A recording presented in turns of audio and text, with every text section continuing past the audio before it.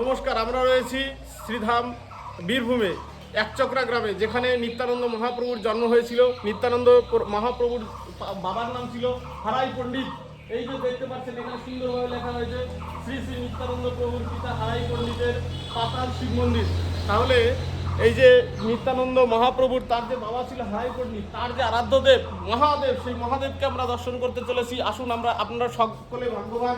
এবং নিত্যানন্দের যে পিতা ছিলেন, তিনি যে মহাদেবকে পুজো করতেন, যার সন্তুষ্ট করে দেবের দেব মহাদেব যাকে সন্তুষ্ট করে সেই শেষ নামকে তিনি সন্তান রূপে পেয়েছিলেন, বলরামকে সন্তান রূপে পেয়েছিলেন, সেই দিব্য ভূমিতে আমরা রয়েছি।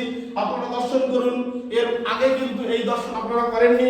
এই যে দেবের দেব মহাদেবের স্বয়ম্ভূ শিবলিঙ্গ রয়েছে, এই শিবলিঙ্গ কিন্তু নিত্যানন্দ মহাপ্রভুর যে পিতা ছিলেন হারাই পণ্ডিত, তিনি কিন্তু এখানে পুজো করতেন, আরাধনা করতেন, ধ্যান করতেন।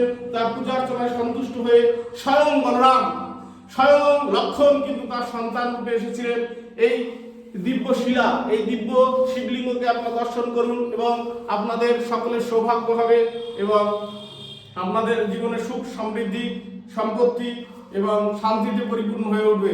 জয় মহাদেব, জয় হরে হরে মহাদেব, হরে হরে মহাদেব। কষ্ট হরো, দুঃখ হরো, পীড়া হরো, সুমঙ্গল প্রদান করো। হরে হরে মহাদেব। কর্পূর গৌরম করুণাবতারম সংসার সারম ভুজগেন্দ্রহারম সদা বসন্তম হৃদয়ারবিন্দে ভবম ভবামি সহিতম নমামি। পার্বতী পতয়ে হর হর।